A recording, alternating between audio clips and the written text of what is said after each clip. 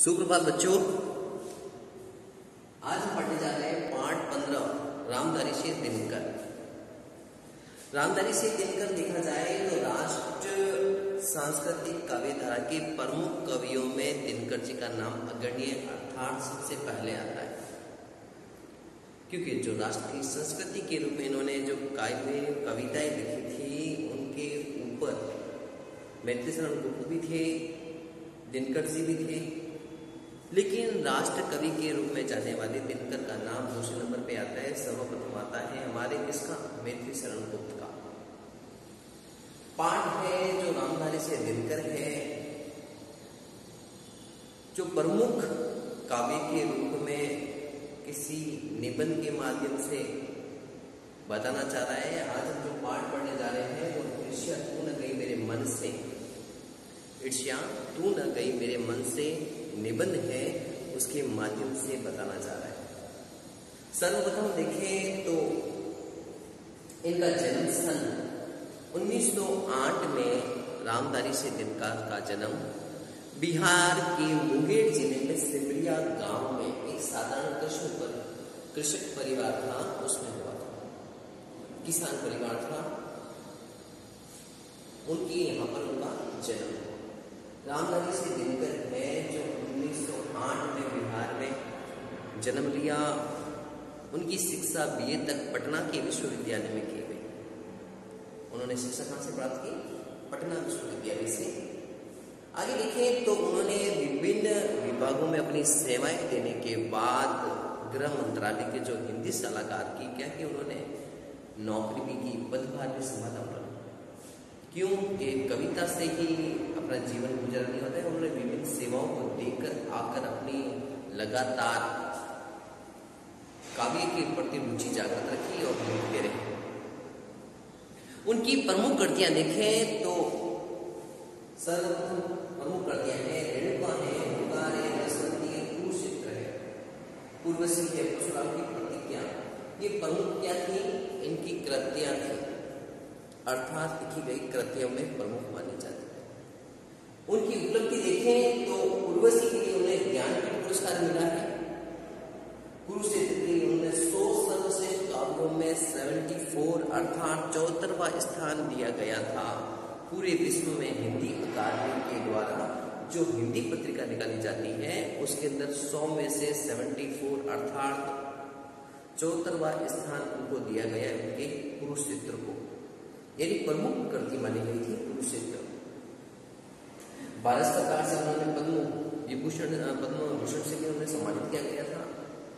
और 1952 में संसद के सदस्य भी रहे थे वह।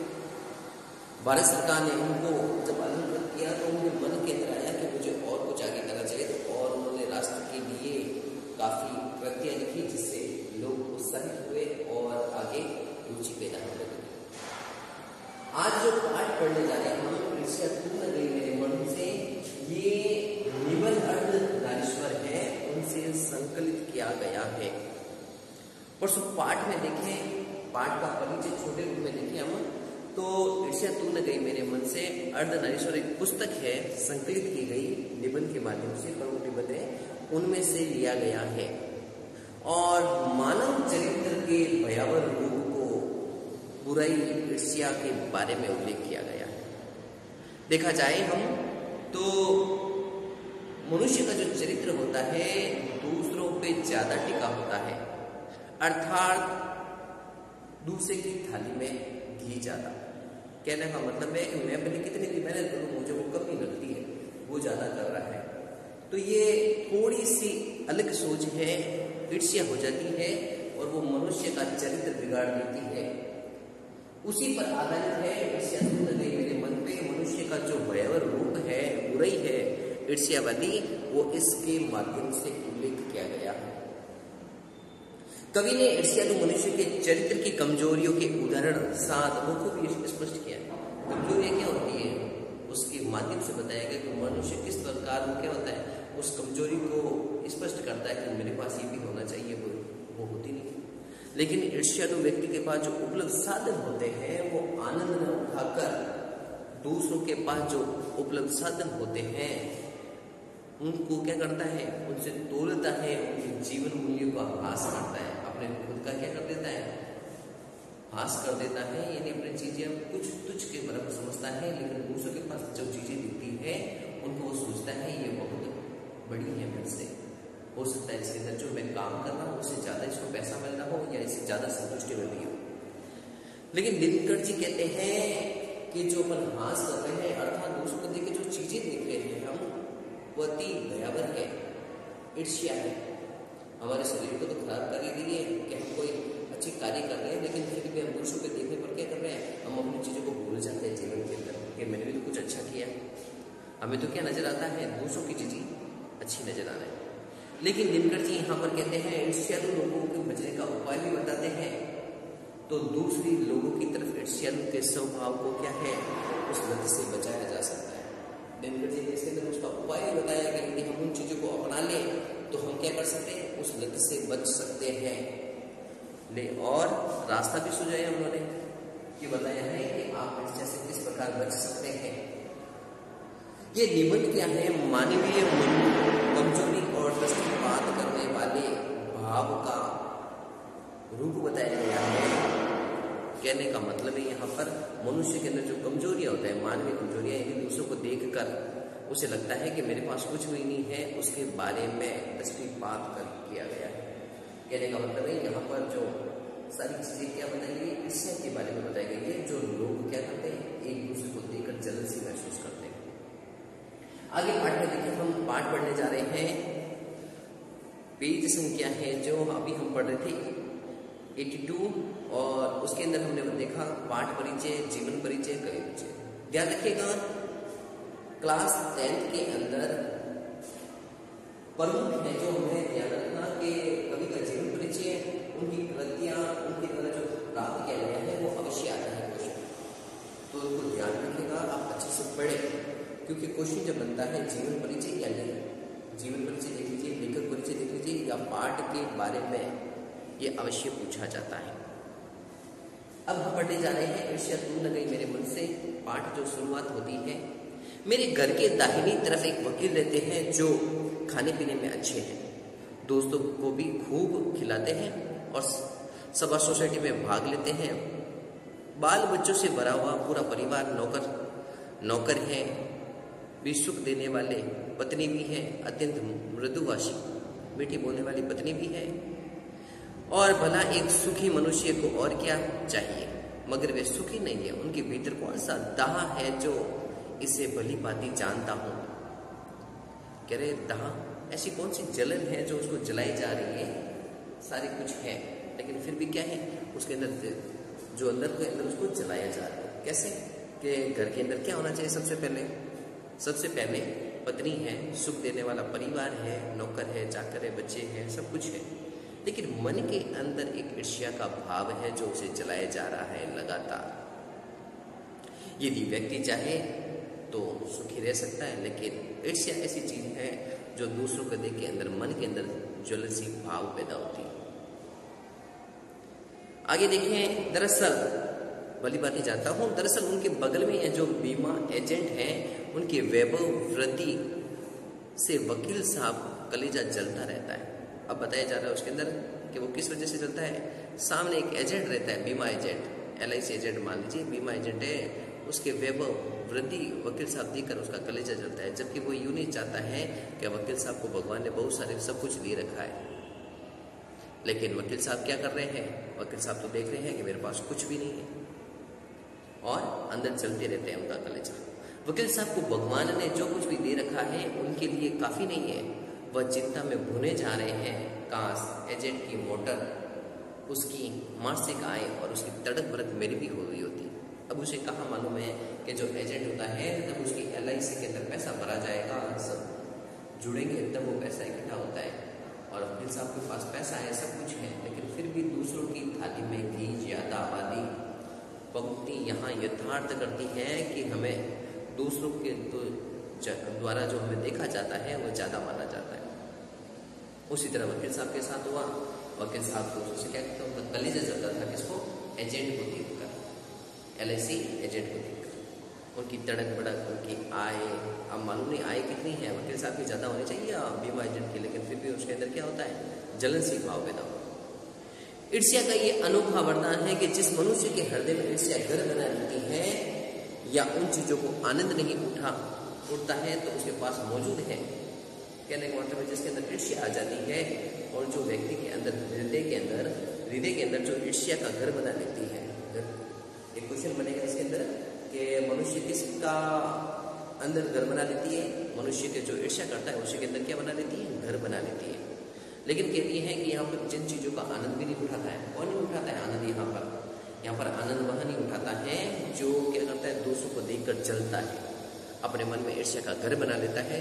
वो मौजूद अंदर जो चीज़ों का आनंद नहीं उठाता है, वो दूसरों की चीज़ को देख के सोचता है कि उसके पास ज़्यादा है, उसके पास मौजूद है, बल्कि वस्तु की दुख उठाता है। वो क्या करता है, उसको देखकर, बल्कि उन वस्तु को देखकर दुख उठाता है, अरे उसके पास तो गाड़ी है, मेरे पास तो मोटरसाइकिल है। लेकिन ये क्या है, जेलसी, जलन की भाव। वह अपनी तुलना दूसरों के साथ करता है और इस तुलना में वह अपने सभी अभाव उसके हृदय पर दंश मारते हैं। हृदय पर दंश कैसे मारते हैं, अंदर जल ही जल होता है, जलता रहता है अंदर, मेरे पास नहीं, मेरे पास नहीं। लेकिन यूँ नहीं सोचता मेरे पास जो इतने सारे पड़े हैं उनका मैं क्या करूँ, उपभोग करूँ, उनको जीऊँ, मैं जीने का तरीका बनाऊँ। लेकिन नहीं, दंश तो दूसरों को देखकर क्या करते हैं, भोग करते हैं। मेरे पास बात अच्छी नहीं है, मेरे पास है नहीं, वो ऐसा मन बना लेता है।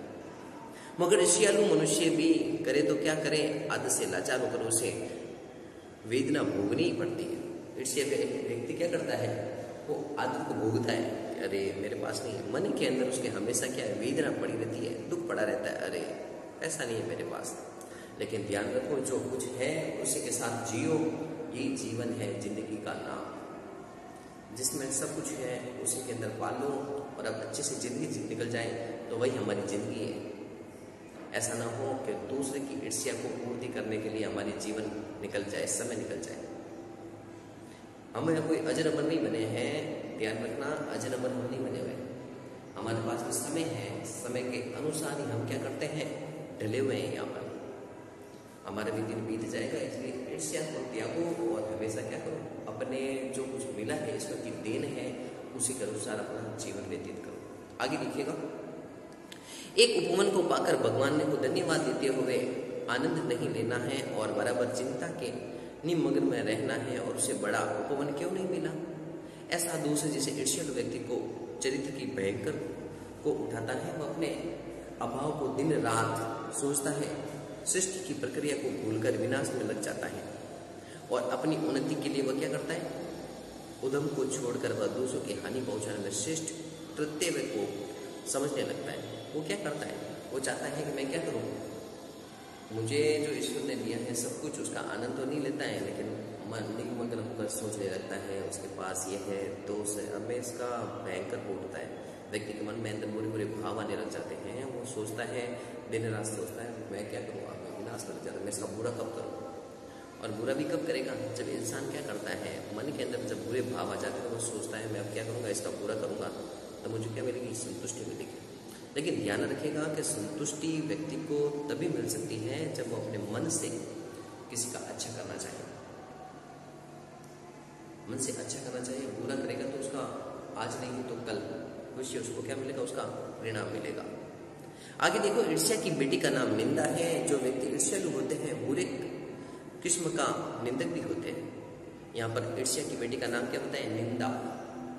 ईर्ष्या की बेटी का नाम क्या है, निंदा। अर्थात ईर्ष्या तो खुद ही है, लेकिन हम यदि निंदा करते हैं तो वो बेटी का काम गुरु के अंदर काम करता है। जो व्यक्ति ईर्ष्यालु होता है वह बुरे किस्म का भी निंदक भी होता है, दूसरे की निंदा इसलिए करता है। इस प्रकार लोग जनता के लोग क्या करते हैं, जनता अथवा मित्रों की आंखों से गिर जाते हैं। जो स्थान है उसमें अनायास ही बैठा दिया जाऊंगा। कहने का मतलब है, यदि हम आज अच्छे कार्य कर रहे हैं, किसी मित्र के साथ अच्छा व्यवहार नहीं करा और हमें मालूम पड़ गया कि ये मेरी बुराई कर रहा है, तो हमारे उसके मन में क्या पड़ेगा, थोड़ी दरार पड़ जाएगी और हम उनके आंखों के सामने अनायास ही हम क्या करेंगे, चुभ जाएंगे कि ये मेरा क्या है, बुराई करने वाला है। मगर ऐसा आज तक हुआ है और न होगा। दूसरों को गिराने की कोशिश, अपने ही बढ़ाने की कोशिश नहीं। कहीं तो क्या होगा, जा सकता है कि कहीं संसार में कोई भी मनुष्य निंदा से नहीं गिरता है, उसके पतन का कारण सद्गुणों का हाश होता है। कभी कभार क्या होता है, निंदा करने वाला कोई नहीं हो, लेकिन जब खुद के अंदर अच्छे गुण है और हम निंदनीय बन जाते हैं तो हमारे गुणों का भी क्या हो जाता है, हास हो जाता है, मतलब समाप्त हो जाते हैं। इसलिए मनुष्य को कोई भी दूसरों की निंदा करने से अपनी उन्नति नहीं कर सकता। कहने का मतलब है कि मुझे अच्छी चीजें प्राप्त करनी है तो मुझे उन व्यक्ति को छोड़ना होगा, भले अच्छे हैं या बुरे हैं, मैं उनको निंदा ना करूं, मुझे उसको कह के नहीं दर्शाना है, अर्थात मुझे उनको कह के नहीं बताना है कि तू कैसा है, तेरा चरित्र कैसा है। और उन्नति की जाए तभी होगी जब हम अपने चरित्र में क्या करें, निर्मल रहें और दूसरों के प्रति अच्छे सोचें, तभी हम क्या बन सकते हैं, अच्छे बन सकते हैं, अन्यथा हम अच्छे नहीं बन सकते। ये बता रहा है ईर्ष्या के माध्यम से।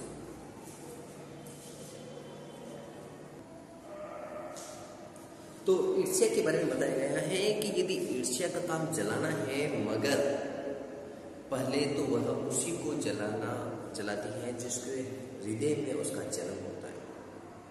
यानी ईर्ष्या किसको जलाती है, जिसके अंदर उसका जन्म होता है। हमारे प्रश्न में भी आया गया है कि ईर्ष्या किसको जलाती है, तो ध्यान रखिएगा, ईर्ष्या का काम है जलाना, मगर पहले वह उस व्यक्ति को जलाती है जिसके हृदय के अंदर क्या होती है, उत्पन्न होते हैं, उसके भाव उत्पन्न होते हैं, उसका जन्म होता है।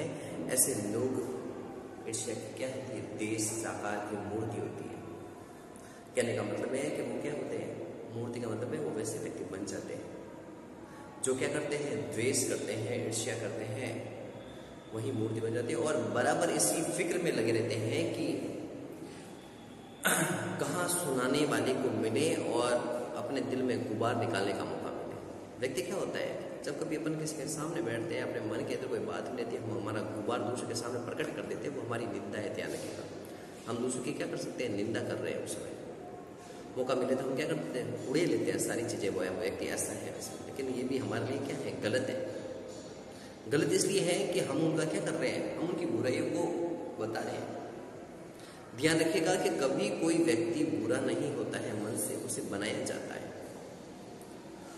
फिर श्रोता मिलते ही उसका ग्रामोफोन बजने लगता है और बड़ी बड़ी होशियारी साथ एक साथ कांड ढंग से सुनाने लगते हैं, मानो विश्व कल्याण को छोड़कर उनका कोई ध्येय नहीं है। कहने का मतलब जिस तरह ग्रामोफोन क्या होता है, एक बार शुरू करते हैं, बजने वो लगातार बजा ही रहता है, उसी तरह व्यक्ति क्या करता है, जो निंदा करता है वह क्या करता है, बड़ी होशियारी से एक एक कार्ड अर्थात एक एक चीज़ों को, उसकी बुराइयों को एक एक इस तरह ढंग से सुनाते हैं मानो सब विश्व कल्याण करने जा रहे हैं। विश्व कल्याण अर्थात बड़ी बड़ी बातें करने से करता है, उसका कोई धैर्य कुछ नहीं होता है। जबकि अगर जरा अपना इतिहास को देखिए, समझने की कोशिश कीजिए, जब उन्होंने इस शुभ कर्म का आरंभ किया तब से वह अपने क्षेत्र में आगे बढ़े हैं, पीछे हटे हैं और निंदा करने के संयम और शक्ति का क्या करते हैं, अपव्यय नहीं करते हैं। उनका आज स्थान कहाँ होगा। कहने का मतलब है जो व्यक्ति क्या करते हैं, किसी का बुरा नहीं करते, किसी का बुरी चीज़ों को नहीं बताते हैं, तो आज हो सकता है उनका स्थान क्या होता है, अच्छी जगह होता है। कहने का मतलब है यदि हम किसी की बुराई नहीं करेंगे तो हमें क्या है, इस वक्त हमें अच्छी जगह पर रखेगा और वो रखता भी है। चिंता को लोग चिता कहते हैं। किसी प्रकार प्रचंड चिंता ने पकड़ लिया हो उस बेचारा की जिंदगी की खराब हो जाती है।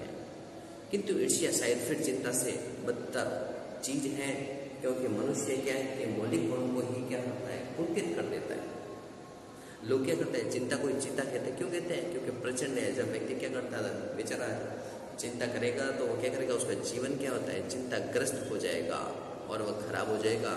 शायद वह क्या है, बदतर, ऐसी बदतर जिंदगी और मान ही नहीं सकता कि उसके जो मौलिक गुण होते हैं वो कुंठित अर्थात बुरे बन जाते हैं। मृत्यु शायद फिर श्रेष्ठ वनस्पत इसके लिए गुणों का कुंठित बनाकर क्या करना पड़ता है, जीवन जीना पड़े। चिंताग्रस्त व्यक्ति समाज की दया का पात्र होता है। लोग से चिंता है कि पूरा है व्यक्ति, थोड़ा उसके हे नजर से देखते हैं, थोड़ा सा अजीब सा नजर देखते हैं, दया का पात्र बन जाता है। किंतु ध्यान रखना कि ईर्ष्या है जो जला भुना आदमी जहर की जलती फिरती गठरी के समान है, जो हर जगह वायु को क्या करती है, प्रदूषित करती है, अर्थात बुरी करती है।